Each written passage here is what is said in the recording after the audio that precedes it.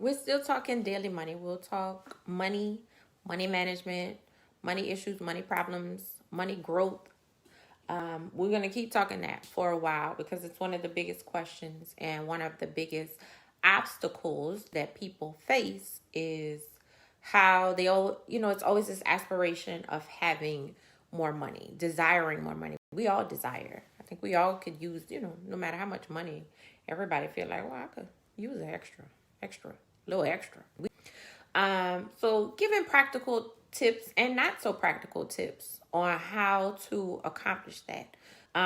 So something, I was driving home from the pool today and I was listening to one of my new favorite teachers. I'll call them philosopher, teacher, goal setters.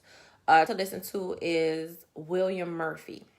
Up until maybe in the last couple of years, I had never heard of him. But then I picked up a book by him. I have to get that name of that next time. And realized it was some really wild yet very simple tools and tips in the book that changed my thinking, my life about money. And so one of the things that he discussed on the disc that I was listening to today was, I'm just making sure I'm not confusing people. He was actually, William Murphy is who I was listening to in the locker room at the pool. Who I was listening to in the car, you could tell I just listened to this stuff all day, was Brian Tracy. Now, we all, many of us have heard about Brian Tracy. Brian Tracy is a goal-setting guru. But I was listening to him in the car. That's why I was like, wait a minute, I don't have William Murphy in the car. But Brian Tracy said a lot of times, now this blew my mind. So, stick with it for a second. He said a lot of times people do not set goals around what they want because they're afraid that they won't get it. And I say, what? Like, here I am thinking people just don't want to set goals.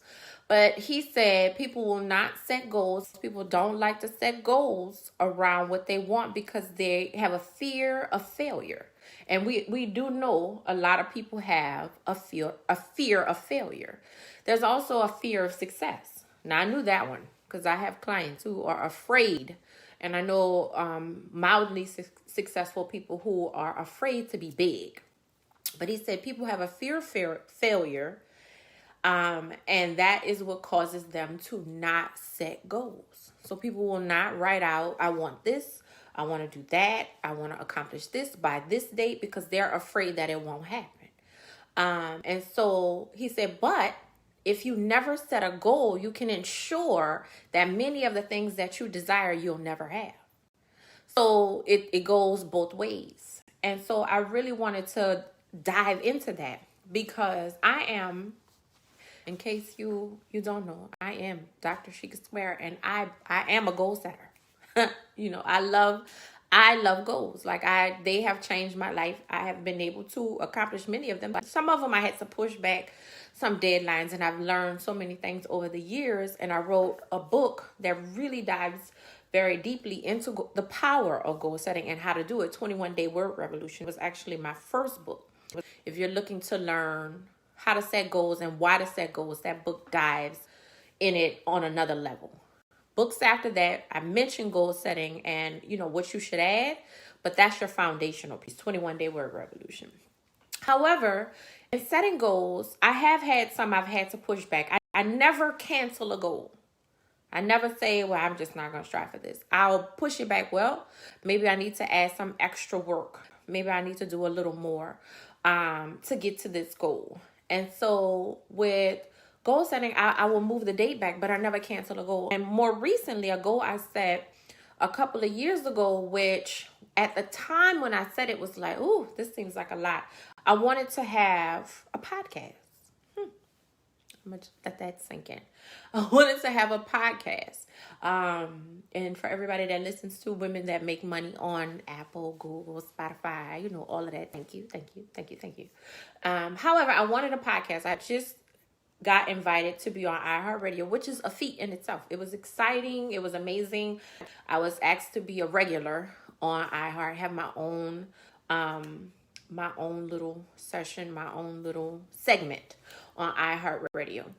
And I was talking to people on how to really grow my audience, and everybody kept saying, get a podcast. And I was like, well, I don't know how to get a podcast. So I wrote down a goal of wanting a podcast by a certain date. The date, I usually said 6-month goals, 1-year goals, and then 3 to 5 year goals.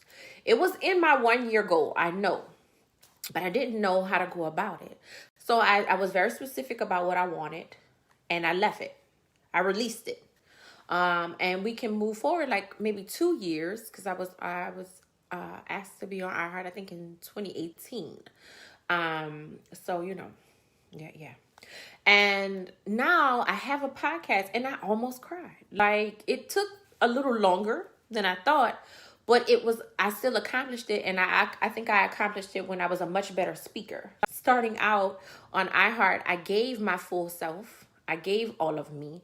However, I think I was still honing in on my craft, on how to be behind the mic instead of on a stage, because you can feed off more energy. So you have to really go within self. And so I set this goal, and I accomplished it. I set a goal to buy a house. I set a goal. I'm going to just go through the goals that I've written and I've accomplished. I set a goal to buy a house. I set a goal to be a better mother. I set a goal. The only goal that seems to fight me a little bit is when I be like, oh, I'm going to have me 6-pack abs by summer. Black. You be like, damn, shouldn't have ate all that cheesecake in the winter. However, I set a goal to buy a new car. I set a goal to, have a podcast. I set a goal on how many books I want to write before I die. I mean, it's a little morbid, but I literally, listening to Brian Tracy, he had a goal to write 100 before he died. And so, that's amazing. So I do have a goal of how many books I want to write. So they work. I mean, that's just what it is. I set a goal on how much money I want to make per month, per day, how many books I want to sell, per week, how many people I want to help. I set goals for all of that. And so goals are going to be super important. If for nothing else, they allow you direction in life. They help with guiding you through life. And so people who don't write goals usually are a little aimless, meaning they don't have a target, meaning that they kind of just wander. They keep getting distracted. They're often moved off track because there is no track. People who set goals usually are laser focused and more diligent and more likely to be in the top 1% of successful, wealthy people, because they have a target and they constantly look at that target and they constantly stretch that target and that goal so that they are better people, that they're better leaders, that they're better money makers, that they're better speakers, whatever the better is. And you usually need to be better in all of those areas constantly. And so when you set these goals and you continue to stretch yourself, like I said, if it's approaching, like it's a 6-month goal and it's approaching, I don't say, if my goal is to make, well, one of my goals is to make $1 million a month. I don't say if I come across that timeline, I guess I'm just not gonna aim for that. That's stupid. Like, no, you say, okay, I need to go higher in some areas because clearly where I am now is not, is stretching me enough to meet that goal. And that's it. So, if you are afraid to set a goal, one, because you don't know how to set a goal, then get busy about learning. If you are afraid to set a goal because you have a fear of failure, then shift your mindset about that. I'm all about mindset.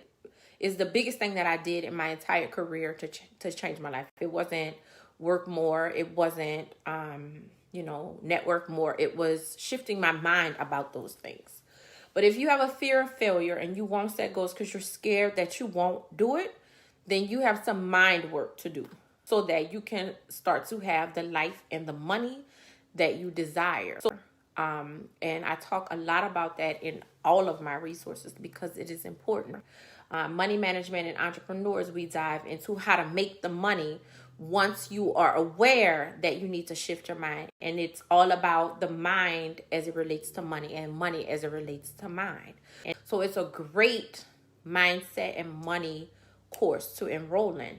And I would advocate for it. I would say it's one of my most proud pieces of work. I put a lot of time into money management and entrepreneurs and have gotten great feedback on money management and entrepreneurs. So bottom line is, if you have a fear of failure and you are not allowing yourself to achieve your goals because you are afraid that you are going to fail, what's going to happen anyway is that you're probably still not going to have the life and the money and the success that you desire, because you have no target.